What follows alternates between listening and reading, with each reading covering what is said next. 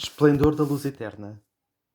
Carta apostólica Candor Lucis Aeternae do Santo Padre Francisco, no 7º centenário da morte de Dante Alighieri. Edição Paulinas, Secretariado-Geral do Episcopado. Esplendor da vida eterna.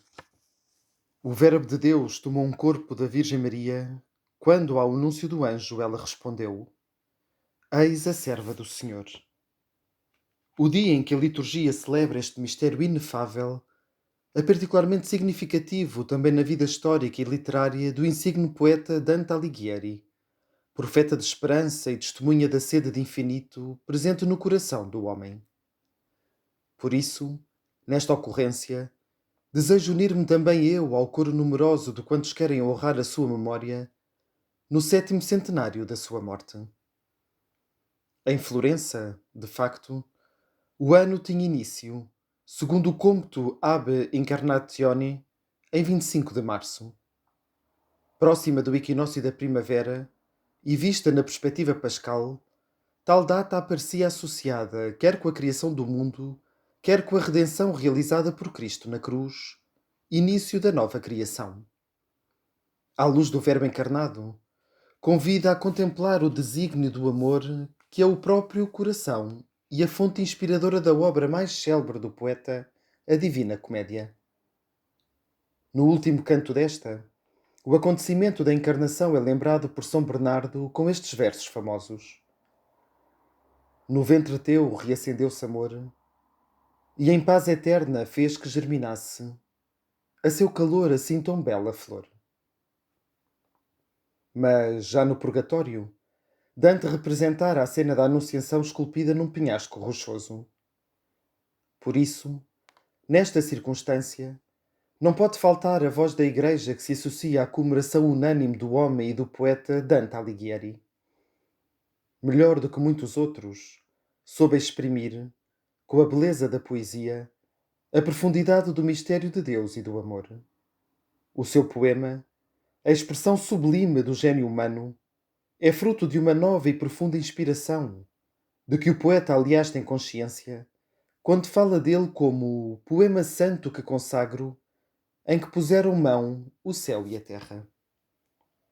Desejo, com esta carta apostólica, unir a minha voz à dos meus antecessores que honraram e celebraram o poeta, especialmente por ocasião dos aniversários do nascimento ou da morte, para o propor de novo à atenção da Igreja, à universalidade dos fiéis, aos estudiosos de literatura, aos teólogos, aos artistas.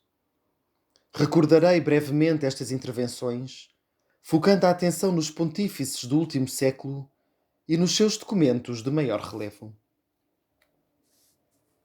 Capítulo 1. As palavras sobre Dante Alighieri dos romanos pontífices do último século. Há um século, em 1921, por ocasião do 6º centenário da morte do poeta, Bento XV, recolhendo as ideias que surgiram nos pontificados anteriores, particularmente de Leão XIII e São Pio X, comemorou o aniversário de Dante quer com uma encíclica, quer promovendo obras de restauro em Ravenna, na igreja de São Pedro Maior, chamada popularmente de São Francisco, onde se celebrou o funeral de Alighieri, tendo sido sepultado na respectiva área tumular. O Papa, vendo com apreço as numerosas iniciativas tendentes a solenizar a ocorrência, reivindicava o direito da Igreja, que foi sua mãe, de ser protagonista de tais comemorações, honrando o seu Dante. Já na carta ao arcebispo de Ravenna, Dom Pasquale Morganti, com a qual aprovara o programa das celebrações do centenário, Bento XV motivou a sua adesão da seguinte forma. Além disso, e isto é mais importante, há uma razão particular para considerarmos que se deve celebrar o seu vasto aniversário com grata memória e grande concurso do povo, ou seja, o facto de que Alighieri é nosso. Com efeito, quem poderá negar que o nosso Dante tenha alimentado e fortalecido a chama do engenho e a virtude poética, inspirando-se na fé católica, a ponto de cantar num poema quase divino os mistérios sublimes da religião. Num momento histórico marcado por sentimentos de hostilidade à Igreja, o Pontífice reiterou, na citada encíclica, a pertença do poeta à Igreja, a união íntima de Dante com esta cátedra de Pedro. Mais, afirmou que a sua obra, apesar de ser a expressão da prodigiosa vastidão e agudeza do seu engenho, recebeu um poderoso impulso de inspiração precisamente da fé cristã. Por isso, nele, continuava Bento XV, não devemos admirar apenas a altura sublime do engenho, mas também a vastidão do tema que a religião divina ofereceu ao seu canto. E tecia o seu elogio, respondendo indiretamente a quantos negavam ou criticavam a matriz religiosa da sua obra. Respira-se em Alighieri a mesma piedade que há em nós. A sua fé tem os mesmos sentimentos. O motivo principal de elogio nele é este: ser um poeta cristão e ter cantado com acentuações quase divinas os ideais cristãos dos quais contemplava, com toda a alma, a beleza e o esplendor. E o pontífice prosseguia: a obra de Dante é um exemplo eloquente e válido para demonstrar quão falso seja que o obséquio da mente e do coração a Deus corta as asas do engenho. Pelo contrário, estimula-o e eleva-o. Por isso, defendia ainda o Papa. Os ensinamentos que Dante nos deixou em todas as suas obras, mas sobretudo no seu triplo poema, podem servir como guia validíssimo para os homens do nosso tempo, e de modo particular para alunos e estudiosos, já que ele, ao compor o seu poema, não teve outro objetivo senão levantar os mortais do estado de miséria, isto é, do pecado, e conduzi-los ao estado de beatitude, isto é, da graça divina. Passando a São Paulo VI, as suas várias intervenções estão relacionadas com o sexto centenário do nascimento, em 1965. No dia 19 de setembro, ofereceu uma cruz dourada para embelezar a capela de Ravenna que guarda o túmulo de Dante, até então desprovida de tal símbolo de religião e esperança. Em 14 de novembro, enviou a Florença uma coroa áurea de louros para ser encastoada no batistério de São João. Finalmente, no termo dos trabalhos do Concílio Ecuménico Vaticano II, quis doar aos padres conciliares uma edição artística da Divina Comédia. Mas sobretudo honrou a memória do insigne poeta com a carta apostólica Altissimi Cantus, no qual reiterava a forte ligação entre a Igreja e Dante Alighieri. Se alguém quisesse perguntar por que motivo a Igreja Católica, por vontade do seu chefe visível, tem a peito cultivar a memória e celebrar a glória do poeta florentino, é fácil a nossa resposta. Porque, por um direito particular, Dante é nosso. Nosso, queremos dizer da fé católica, porque tudo nele respira amor a Cristo. Nosso, porque muito amou a Igreja, cujas glórias ele cantou. E nosso, porque no Romano Pontífice reconheceu e venerou o Vigário de Cristo. Mas tal direito, continuava o Papa, longe de autorizar atitudes triunfalistas, constituiu um compromisso. Dante é nosso. Podemos justamente repeti-lo. E afirmámo-lo não para fazer dele um almejado troféu de glória egoísta, mas antes para nos lembrar a nós próprios o dever de o reconhecer como tal e a explorar na sua obra os tesouros inestimáveis do pensamento e sentimento cristãos, convencidos como estamos de que só quem penetra na alma religiosa do insigne poeta pode compreender profundamente e saborear as suas maravilhosas riquezas espirituais. E este compromisso não dispensa à Igreja de acolher também as palavras de crítica profética pronunciadas pelo poeta contra quem devia anunciar o Evangelho e representar não a si próprio, mas a Cristo.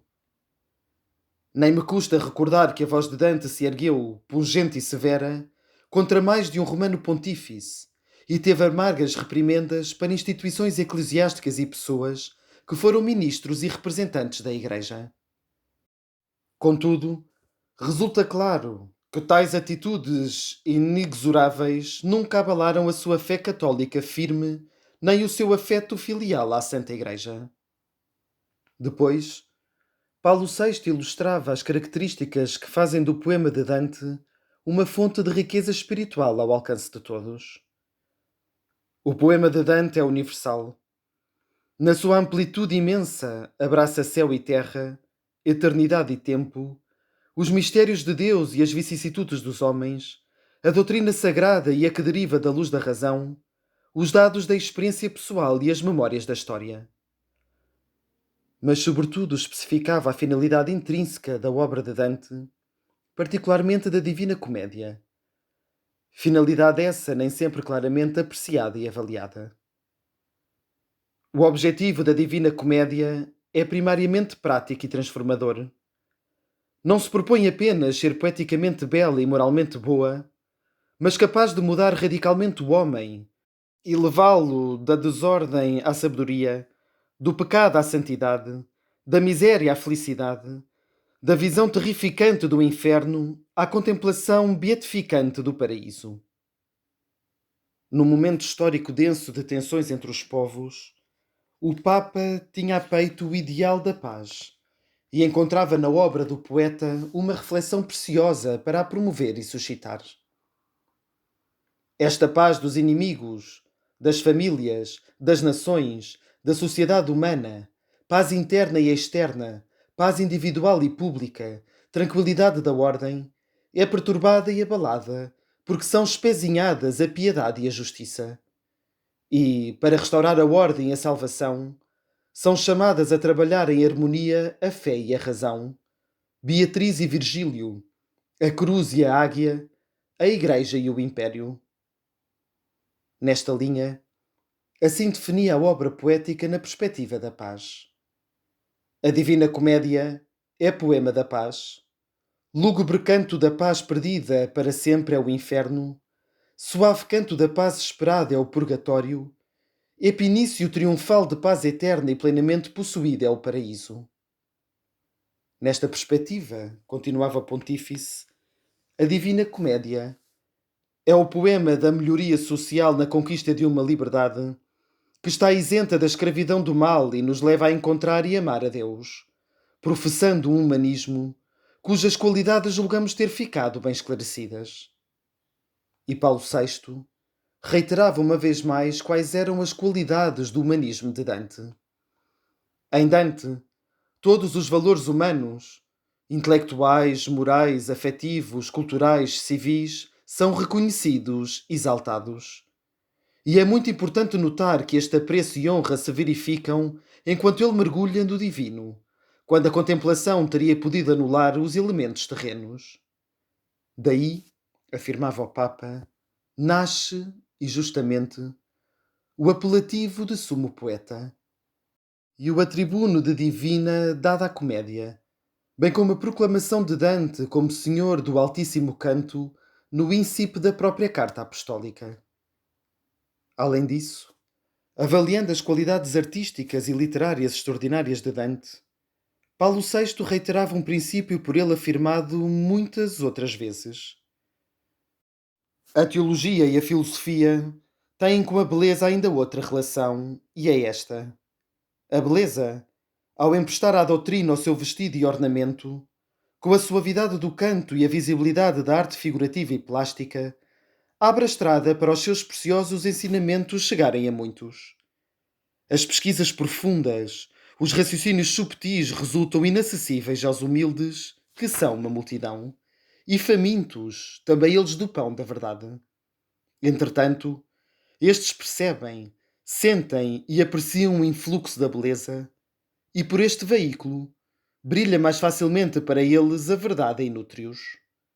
Bem o compreendeu e realizou o Senhor do Altíssimo Canto, cuja beleza se tornou serva da bondade e da verdade, e a bondade matéria da beleza. Por fim, citando a Divina Comédia, Paulo VI exortava a todos: honrai agora o Altíssimo Poeta. De São João Paulo II, que repetidamente citou nos seus discursos as obras do insigne poeta, quero lembrar apenas a intervenção de 30 de maio de 1985, na inauguração da exposição Dante no Vaticano. Como Paulo VI, também ele destacou a sua genialidade artística. A obra de Dante é interpretada como uma realidade visualizada, que fala da vida, do além-túmulo e do mistério de Deus com a força própria do pensamento teológico, transfigurado pelo esplendor da arte e da poesia, simultaneamente conjuntas. Depois, o pontífice deteve-se a examinar um termo-chave da obra de Dante. Transhumanar, ultrapassar o humano. Foi este o esforço supremo de Dante? Fazer que o peso do humano não destruísse o divino que existe em nós, nem a grandeza do divino anulasse o valor do humano. Por esta razão, o poeta leu justamente a própria vicissitude pessoal e da inteira humanidade em chave teológica. Bento XVI falou frequentemente do itinerário de Dante, tirando das suas obras tópicos de reflexão e meditação. Por exemplo, ao apresentar a sua primeira encíclica, Adeus Caritas Est, partiu precisamente da visão de Deus que tinha Dante e na qual luz e amor são uma coisa só, para propor novamente uma sua reflexão sobre a novidade da obra de Dante. O olhar de Dante vislumbra uma coisa totalmente nova. A luz eterna apresenta-se em 3 círculos, aos quais se dirige com estes versos densos que conhecemos. Luz eterna que só tens sede em ti, e a ti entendes, e por ti inteleta, e entendente, te amas, ris a si. Na realidade, é ainda mais impressionante que esta revelação de Deus como ciclo trinitário de conhecimento e amor é a percepção de um rosto humano, o rosto de Jesus Cristo, que aparece a Dante no ciclo central da luz. Este Deus tem um rosto humano e podemos acrescentar um coração humano. O Papa destacou a originalidade da visão de Dante, na qual se comunica poeticamente a novidade da experiência cristã decorrente do mistério da encarnação. A novidade de um amor que impeliu Deus a assumir um rosto humano, mais, a assumir carne e sangue o ser humano inteiro. Por minha vez, na primeira encíclica, fiz referência a Dante para expressar a luz da fé, citando um verso do Paraíso, onde ela é descrita como a cintila que se dilata em chama em tom vivaz e qual astro no céu em mim rutila. Pelos 750 anos do nascimento do poeta, quis honrar a sua memória com uma mensagem, almejando que a figura de Alighieri e a sua obra sejam novamente compreendidas e valorizadas. E propunha que se lesse a Divina Comédia como um grande itinerário, aliás, como uma verdadeira peregrinação, tanto pessoal e interior, como comunitária, eclesial, social e histórica. Com efeito, ela representa o paradigma de cada viagem autêntica para a qual a humanidade está chamada a abandonar a terra que Dante define, a geira que nos torna tão ferozes, para chegar a uma nova condição, marcada pela harmonia, a paz, a felicidade. Por isso, apresentei a figura do insigne poeta aos nossos contemporâneos, propondo-o como profeta de esperança, anunciador da possibilidade de resgate, da libertação, da mudança profunda de cada homem e mulher, de toda a humanidade. Por fim, no dia 10 de outubro de 2020, ao receber a delegação da Arquidiocese de Ravenna, por ocasião da abertura do ano de Dante e anunciar este documento, sublinhei como a obra de Dante pode ainda hoje enriquecer a mente e o coração de muitos, sobretudo jovens, que, abeirando-se da sua poesia, numa forma acessível a eles, constatam, por um lado, inevitavelmente toda a distância do autor e do seu mundo, mas por outro, captam uma ressonância surpreendente. Capítulo 2. A vida de Dante Alighieri, paradigma da condição humana.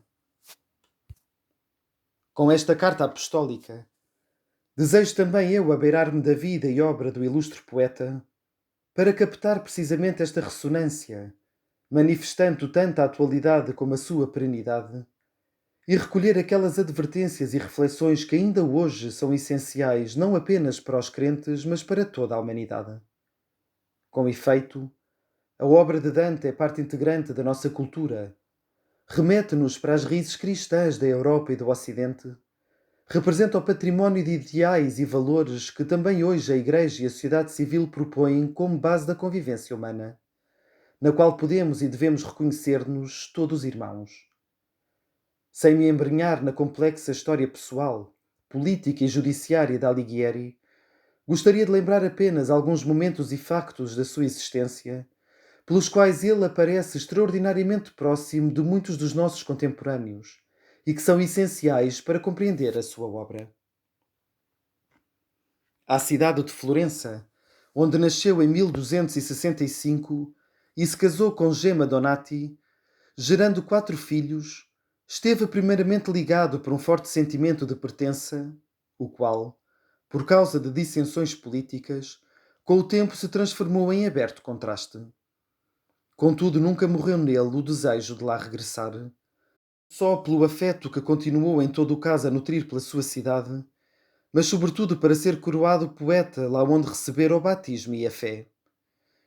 No cabeçalho de algumas das suas cartas, Dante define-se como Florentinus et exul en miretus, florentino no exílio imerecido, enquanto na carta 13ª, dirigida a Cangrade della Scala, especifica Florentinos nationae non moribus, florentino de nascimento, não de costumes.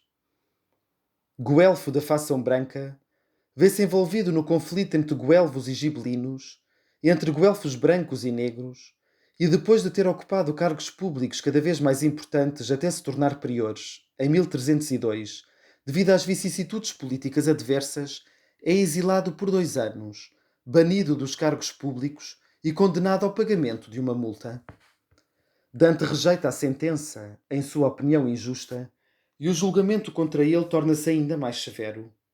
Exílio perpétuo, confiscação dos bens e pena de morte em caso de regresso à terra natal. Assim começa a dolorosa história de Dante, que tenta em vão poder regressar à sua amada Florença, pela qual lutara com paixão. Torna-se assim o exilado, o peregrino pensativo, caído numa condição de penosa pobreza, que o impele a procurar refúgio e proteção junto de alguns suzeranos locais, entre os quais os Scaligeri de Verona ou os Malaspina de Lunigiana. Nas palavras de Cássia Guida, antepassado do poeta, intuem-se a amargura e o desconforto desta nova condição. Deixarás toda a coisa que é dileta mais caramente. E este é dardo tal que o arco do exílio antes projeta. Tu provarás assim sabor a sal do alheio pão, e como é duro mal se deixa a escada alheia e já se escale. Depois, não aceitando as condições humilhantes da amnistia que lhe teria prometido o regresso a Florença em 1315, foi de novo condenado à morte, desta vez juntamente com os seus filhos adolescentes. A última etapa do seu exílio foi Ravenna, onde foi acolhido por Guido Novello de Polenta e lá faleceu. Regressava de uma missão a Veneza aos 56 anos, na noite de 13 para 14 de setembro de 1321. A sua sepultura num sarcófago em São Pedro Maior, detrás do muro externo do antigo claustro franciscano, foi posteriormente transferida para a adjacente capela do século XVIII, onde em 1865, depois de atribuladas vicissitudes, foram colocados os seus restos mortais. O lugar é ainda hoje meta de inúmeros visitantes e admiradores do insigne poeta, pai da língua e literatura italianas. No exílio, o amor à sua cidade, traído pelos acelerados florentinos, transformou-se em triste saudade. A profunda desilusão pela queda dos seus ideais políticos e civis Juntamente com a penosa peregrinação de uma cidade para outra à procura de refúgio e apoio, não são alheias à sua obra literária e poética. Pelo contrário, constituem a sua raiz essencial e a motivação de fundo. Quando Dante descreve os peregrinos que se põem a caminho para visitar os lugares sagrados, de certo modo descreve a sua condição existencial e manifesta os seus sentimentos mais íntimos. Ó peregrinos que partis pensativos! O motivo reaparece mais vezes, por exemplo, nestes versos do Purgatório.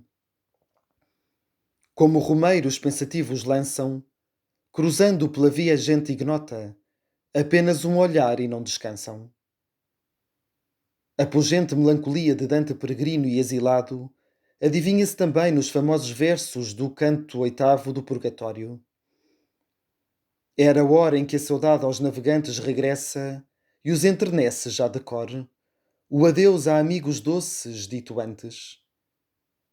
Dante, refletindo profundamente sobre a sua situação pessoal de exílio, incerteza radical, fragilidade, mobilidade contínua, transforma-a, sublimando-a, num paradigma da condição humana que se apresenta como um caminho, mais interior que exterior, sem paragem alguma enquanto não atingir a meta.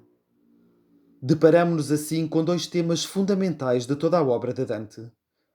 O ponto de partida de todo o itinerário existencial, o desejo, presente no ânimo humano, e o ponto de chegada, a felicidade, dada pela visão do amor que é Deus. O insigne poeta, embora atravessando vicissitudes dramáticas, tristes e angustiantes, nunca se resigna, não sucumbe, nem aceita suprimir a ânsia de plenitude e felicidade que está no seu coração, e muito menos se resigna a ceder à injustiça, à hipocrisia, à arrogância do poder, ao egoísmo que faz do nosso mundo a geira que nos torna tão ferozes. Terceiro capítulo. A missão do poeta, profeta de esperança. Deste modo, relendo a sua vida, sobretudo à luz da fé, Dante descobre também a vocação e a missão que lhe foram confiadas, de modo que, paradoxalmente, de homem aparentemente falido e desiludido, pecador e desanimado, transforma-se em profeta de esperança. Na carta à Cangrade della Scala, com extraordinária nitidez, deixa claro o objetivo da sua obra, que se concretiza e explicita, já não através de ações políticas ou militares, mas graças à poesia, à arte da palavra que, dirigida a todos, tudo pode mudar. É preciso dizer brevemente que a finalidade do todo e da parte é tirar os viventes nesta existência de um estado de miséria e conduzi-los a um estatuto de felicidade. Tal finalidade desencadeia um caminho de libertação de todas as formas de miséria e degradação humana, a selva escura, e simultaneamente aponta para a meta derradeira, a felicidade, entendida quer como plenitude de vida na história, quer como bem-aventurança eterna em Deus. Desta dupla finalidade, deste audacioso programa de vida, Dante é mensageiro, profeta e testemunha, confirmado na sua missão por Beatriz. Por isso, em prol do mundo que mal vive, ao carro põe os olhos e o que vês lá regressado, a tua escrita o arquiva. Também o seu antepassado, Cacciaguida, o exorta a não desfalecer na sua missão. Ao poeta, que recorda brevemente o seu caminho nos três reinos do além e assinala a dificuldade de comunicar as verdades que doem e incomodam, o ilustre antepassado responde: a consciência fusca, ou já da própria ou da alheia vergonha, bem sentirá a tua palavra brusca. E tu, porém, sem que a mentir se ponha, toda a tua visão faz manifesta, e deixa que se coçem onde a ronha. Um idêntico incitamento a viver com coragem a sua missão profética é dirigida a Dante no Paraíso por São Pedro, quando o apóstolo, depois de uma tremenda invectiva contra Bonifácio VIII, se dirige ao poeta desta forma: E tu, filho, que voltarás aonde o mortal peso há de pôr-te, abras a boca e não escondas o que eu não escondo.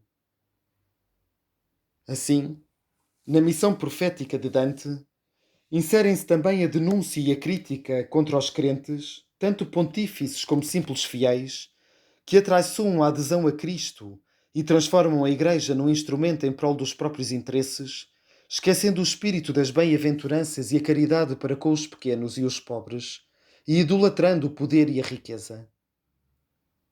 Que quanto a Igreja guarda, é atributo todo da gente que por Deus demande, não de parentes nem de outro mais bruto.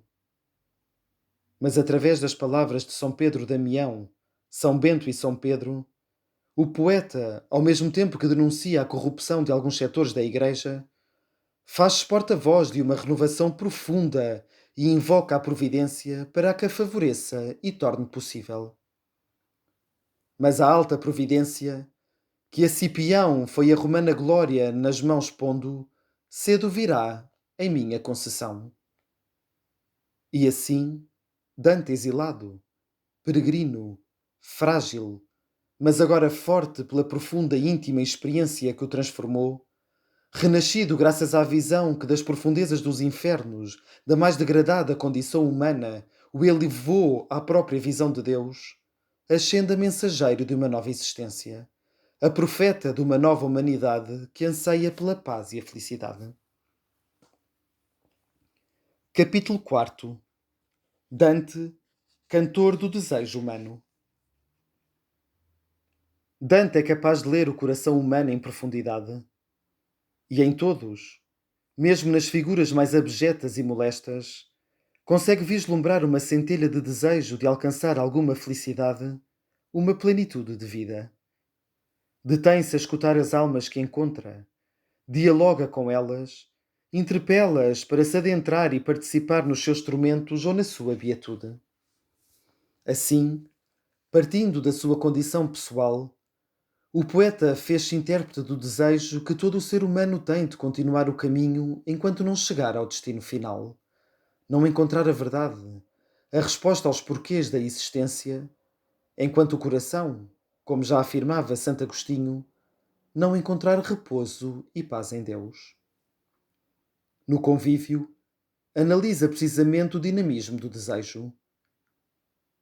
O desejo supremo de todas as coisas, conferido de início pela natureza, é retornar ao seu princípio. E como Deus é princípio das nossas almas, a alma deseja intensamente retornar a Ele. E como um peregrino que segue um caminho nunca antes percorrido por ele, quando avista de longe uma casa espera que seja hospedaria, acabando por verificar que não o é, então deposita a sua esperança noutra. E assim, de casa em casa, até encontrar finalmente a hospedaria, a nossa alma, ansiosa por ter entrado no novo e nunca percorrido o caminho desta vida, dirige o olhar para a meta do seu bem supremo, acreditando encontrá-lo em tudo o que vê e lhe parece ter em si algum bem. O itinerário de Dante, ilustrado sobretudo na Divina Comédia, é verdadeiramente o caminho do desejo, da necessidade profunda e interior de mudar a sua própria vida para poder alcançar a felicidade e, assim, mostrar a estrada a quem se encontra, como ele, numa selva escura e perdeu a direita via. Além disso, é significativo que desde a primeira etapa deste percurso, o seu guia, o grande poeta latino Virgílio, lhe indica a meta aonde deve chegar, incitando-o a não ceder ao medo nem ao cansaço. Mas por que volves ao ansioso enleio? Porque não vais ao deleitoso monte, que é a razão da alegria e dela cheio.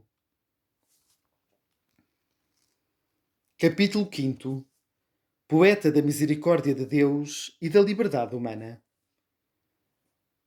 Trata-se de um caminho que não é ilusório nem utópico, mas realista e possível, onde todos podem entrar, porque a misericórdia de Deus oferece sempre a possibilidade de mudar, converter-se, encontrar-se a si mesmo e encontrar a via pela felicidade. A propósito, São significativos alguns episódios e personagens da Divina Comédia que mostram como tal via não esteja vedada a ninguém na terra. Exemplo disso é o imperador Trajano, pagão, mas colocado no paraíso. Dante justifica esta presença assim: Regnum coelorum, a violência há de sofrer de quem quente amores, viva esperança, que vence assim a divinal vontade. Não de homem que homem a vencer se lança, mas vence-a, pois quer ela ser vencida, para vencer então benigna e mansa. O gesto de caridade de Trajano para com uma viúva, ou a lagrimeta de arrependimento derramada à hora da morte pelo Buoconte de Montefeltro, não só mostram a infinita misericórdia de Deus, mas confirmam também que o ser humano pode sempre, com a sua liberdade, escolher qual caminho seguir e qual sorte merecer. Sob esta luz, é significativo o rei Manfredo, colocado por Dante no purgatório, e que assim recorda o seu fim e a sentença divina. Depois que se rompeu minha pessoa de feridas mortais, eu me rendi, chorando, a quem de bom grado perdoa. Eu horríveis pecados cometi, mas bondade infinita tanto abraça, que quem se a ela volta, aceitar vi. Parece quase vislumbrar-se a figura do pai da parábola evangélica, com os braços abertos, prontos a acolher o filho pródigo que volta para ele. Dante faz-se paladino da dignidade de todo o ser humano e da liberdade como condição fundamental tanto das opções de vida como da própria fé. O destino eterno do homem, sugere Dante ao narrar-nos as histórias de tantas personagens, ilustres ou pouco conhecidas, depende das suas escolhas, da sua liberdade. Os próprios gestos diários, aparentemente insignificantes, têm um alcance que se estende para além do tempo, são projetados na dimensão eterna. O maior dom de Deus ao homem, para que possa alcançar a meta última, é precisamente a liberdade, como afirma Beatriz. O maior dom que Deus em tal largueza já fez criando, e à sua bondade mais conformado, e esse que mais preza, foi ter-se de vontade a liberdade. Não são afirmações retóricas e vagas, visto que brotam da existência de quem conhece o preço da liberdade. Liberdade ele busca, que é tão cara, e sábio quem por ela a vida enjeita. Mas a liberdade, lembra-nos Alighieri, não é fim em si mesma, é condição para subir continuamente. E o percurso nos três reinos ilustra-nos plasticamente esta subida até tocar o céu, a alcançar a plena felicidade. O alto desejo, suscitado pela liberdade, não pode extinguir-se senão em presença da meta, na visão última e na bem-aventurança. E eu, que ao termo da ânsia toda vi, me aproximava, tal como devia, o fim de tal ardor em mim senti.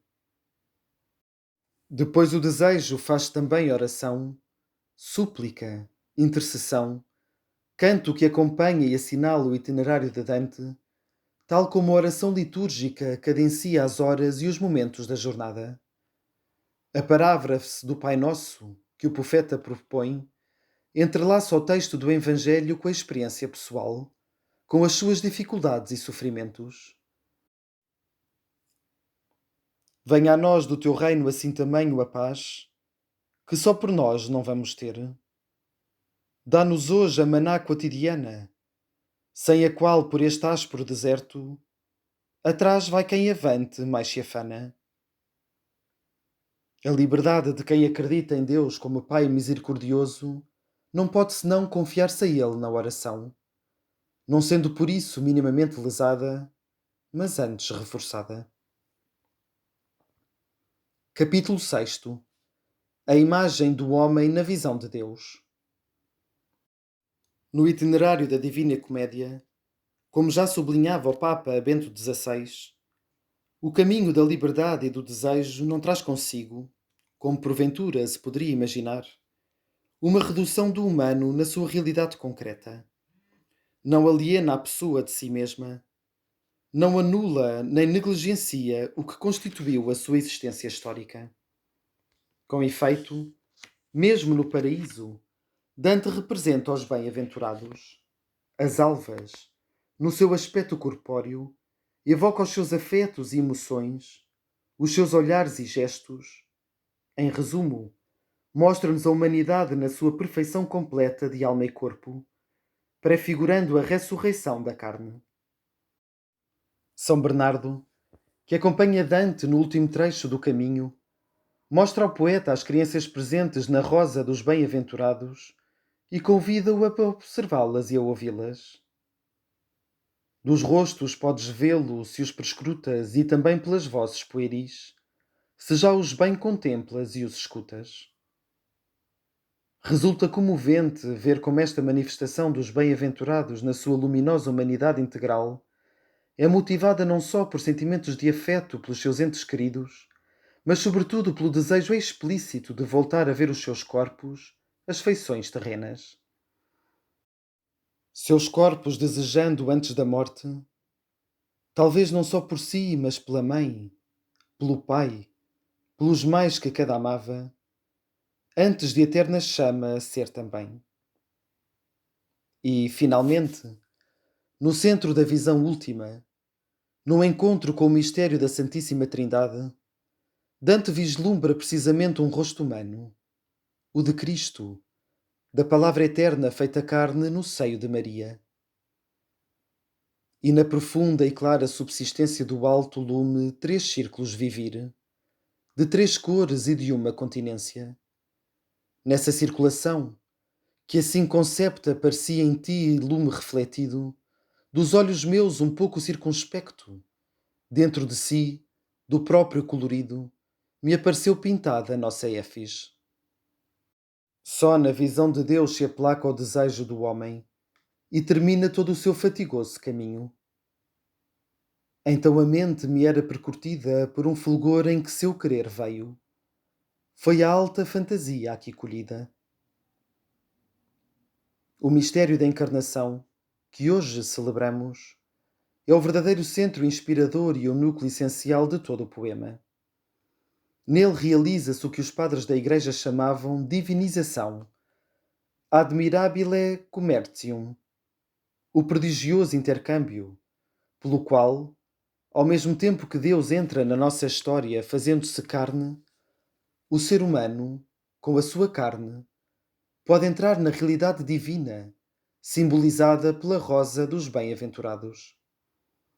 A humanidade, na sua realidade concreta, com os gestos e as palavras diárias, com a sua inteligência e afetos, com o corpo e as emoções, é assumida em Deus, no qual encontra a verdadeira felicidade e a realização plena e última, meta de todo o seu caminho.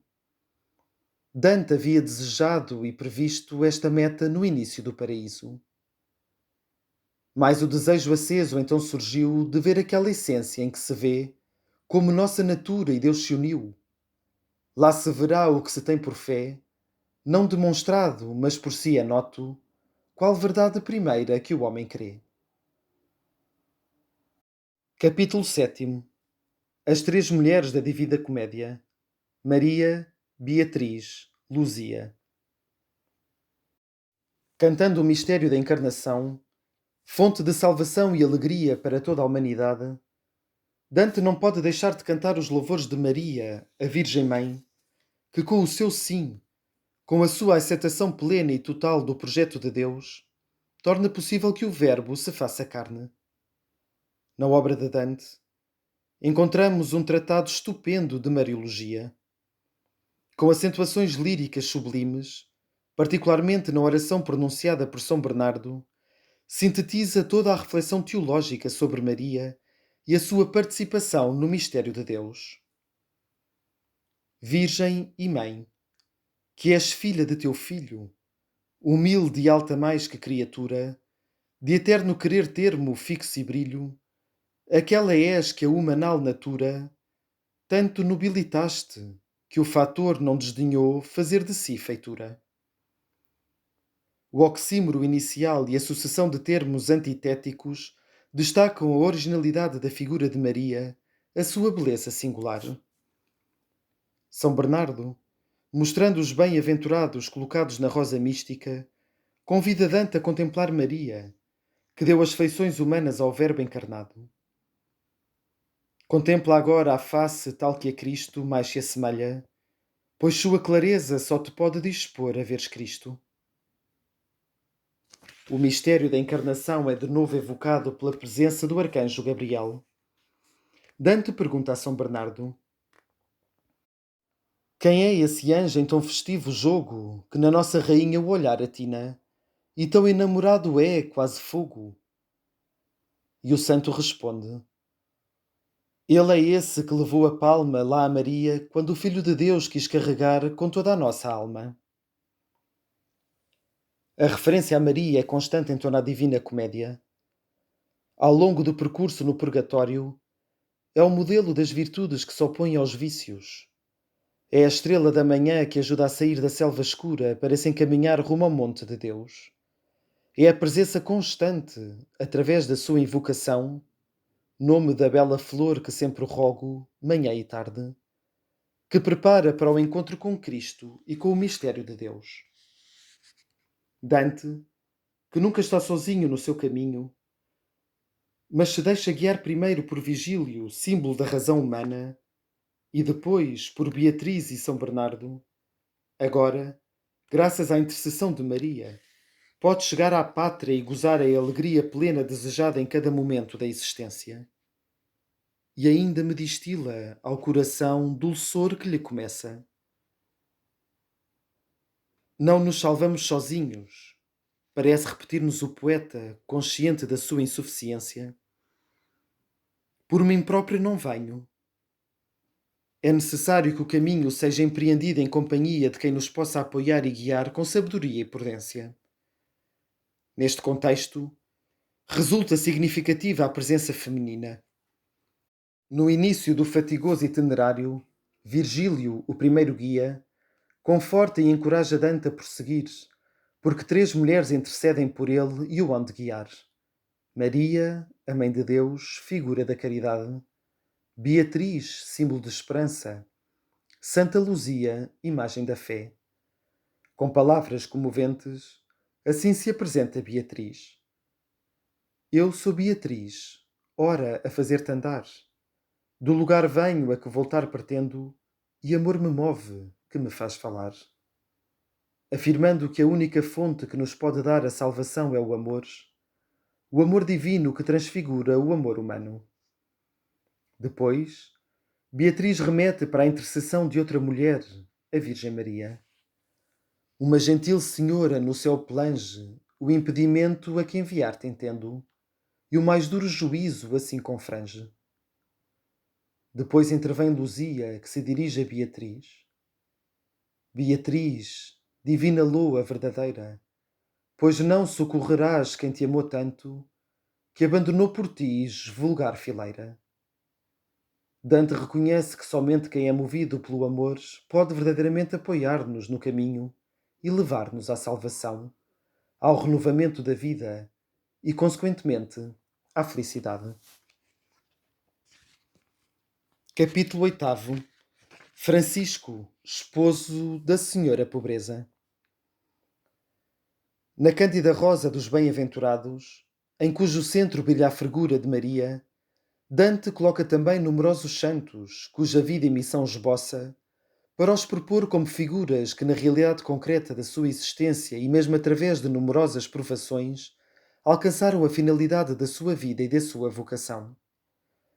Mencionarei brevemente apenas a figura de São Francisco de Assis, ilustrada no canto 11 do Paraíso, onde se fala dos espíritos sapientes. Existe uma profunda sintonia entre São Francisco e Dante. O primeiro, juntamente com os seus companheiros, saiu do convento e foi para meio do povo, pelas estradas de aldeias e cidades, pregando ao povo, parando nas casas. O segundo fez a escolha, então incompreensível, de usar no grande poema do além a linguagem de todos e povoando a sua narração com personagens conhecidos e menos conhecidos, mas completamente iguais em dignidade aos poderosos da terra. Outro traço une os dois personagens. a abertura à beleza e ao valor do mundo das criaturas, espelho e vestígio do seu Criador. Como não reconhecer, nestes versos da paráfrase de Dante ao Pai Nosso, seja louvada em nome e em valor por toda a criatura, uma referência ao Cântico das Criaturas de São Francisco. No canto 11 do Paraíso, essa consonância aparece com um novo aspecto, que os torna ainda mais semelhantes. A santidade e a sabedoria de Francisco sobressaem precisamente porque Dante, olhando do céu a nossa terra, vislumbra a tanhadez de quem confia nos bens terrenos. Oh, cuidar insensato dos mortais! Por quantos defetivos silogismos fazem que asas ao fundo a dar tu vais? Toda a história, ou melhor, a vida admirável do santo, assenta sobre a sua relação privilegiada com a Senhora Pobreza. Mas porque eu não pareça assaz escuso, Francisco e a pobreza por amantes, entendas ora em meu falar difuso. No canto de São Francisco, recordam-se os momentos salientes da sua vida, as suas provações e, por fim, o acontecimento no qual a sua configuração a Cristo, pobre e crucificado, encontra a sua extrema, divina confirmação na marca dos estigmas. Porque de mais azeda já observa a gente a fé, por não ficar em vão, ao fruto regressou da ítala erva, e entre Arno e Tibre, em cru Penedo então, foi ter de Cristo o último sigilo, que 2 anos seus membros levarão. Canto nono. Acolher o testemunho de Dante Alighieri.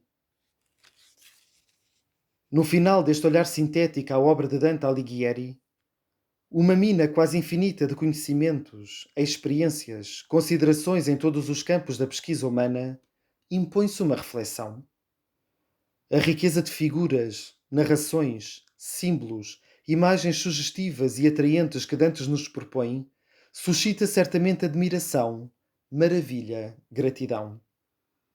Nele podemos quase entrever um percurso da nossa cultura multimediática, na qual palavras e imagens, símbolos e sons, poesia e dança se fundem numa única mensagem.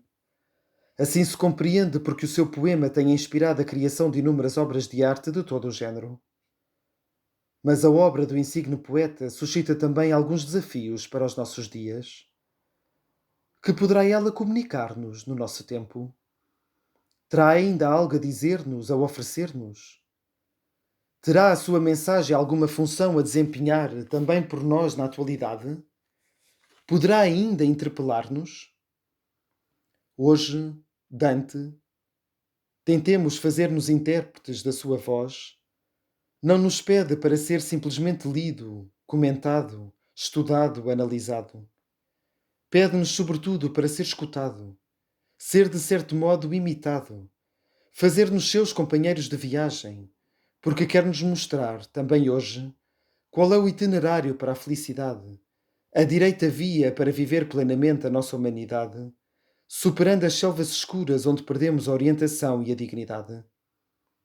A viagem de Dante e a sua visão da vida além da morte não são simplesmente objeto de uma narração, não constituem apenas um acontecimento pessoal, embora excepcional. Se Dante conta tudo isto, e falo de maneira admirável, usando a linguagem vulgar do povo, a língua que todos podiam compreender, e levando-a à língua universal, é porque tem uma mensagem importante a transmitir-nos, uma palavra que quer tocar o nosso coração e a nossa mente, destinada a transformar-nos e a mudar-nos já agora nesta vida. É uma mensagem que pode e deve tornar-nos plenamente conscientes daquilo que somos e daquilo que vivemos dia após dia na tensão interior e contínua para a felicidade, para a plenitude da existência, para a pátria última onde estaremos em plena comunhão com Deus, amor infinito e eterno. Embora Dante seja um homem do seu tempo e possua sensibilidade diferente da nossa, em alguns assuntos, todavia, o seu humanismo é ainda válido e atual, e pode certamente constituir um ponto de referência para aquilo que queremos construir no nosso tempo. Por isso, aproveitando esta ocasião propícia do centenário, é importante que a obra de Dante seja dada a conhecer ainda melhor e de maneira mais adequada, isto é, seja tornada acessível e atraente não só para alunos e estudiosos, mas também para todos aqueles que, ansiosos por dar resposta às questões interiores, desejosos de realizar em plenitude a sua existência, querem viver o seu itinerário de vida e de fé de forma consciente, acolhendo e vivendo com gratidão o dom e o compromisso da liberdade. Congratulo-me, naturalmente, com os professores que são capazes de comunicar com paixão a mensagem de Dante, introduzir no tesouro cultural, religioso e moral contido nas suas obras. Mas este património pede para ser tornado acessível fora das aulas das escolas e universidades. Exorto as comunidades cristãs, sobretudo as estabelecidas nas cidades que conservam as memórias de Dante, as instituições académicas, as associações e os movimentos culturais, a promover iniciativas visando o conhecimento e a difusão da mensagem de Dante na sua plenitude. De maneira particular, encorajo os artistas a dar voz, rosto e coração, a dar forma, cor e som à poesia de Dante, ao longo da via da beleza que ele percorreu magistralmente, e assim comunicar as verdades mais profundas e com as linguagens próprias da arte, difundir mensagens de paz, liberdade, fraternidade. Neste momento histórico particular, marcado por muitas sombras, por situações que degradam a humanidade, por falta de confiança e de perspectivas para o futuro, a figura de Dante, profeta de esperança e testemunha do desejo humano de felicidade, pode ainda dar-nos palavras e exemplos que estimulam o nosso caminho. Pode ajudar-nos a avançar, com serenidade e coragem, na peregrinação da vida e da fé que todos somos chamados a realizar, até o nosso coração encontrar a verdadeira paz e a verdadeira alegria, até chegarmos à meta última de toda a humanidade, o amor que move o sol e as mais estrelas. Vaticano, na solenidade da Anunciação do Senhor, 25 de março do ano de 2021, nono do meu pontificado. Franciscus. Virgem e Mãe, que és filha de teu Filho, humilde e alta mais que criatura, de eterno querer termo fixo e brilho, aquela és que a humanal natura tanto nobilitaste, que o fator não desdenhou fazer de si feitura. No ventre teu reacendeu-se amor, e em paz eterna fez que germinasse a seu calor assim tão bela flor. Dona, és tão grande e tanto sobressais, que quem a ti por graça não recorre, sua ânsia quer voar sem asas tais. Benignidade em ti não só socorre quem pede, e quantas vezes, na verdade, liberalmente antes da pressa corre. Em ti misericórdia, em ti piedade, em ti magnificência, em ti se de aduna quanto em criatura exista de bondade. Oração de São Bernardo, no canto 33º.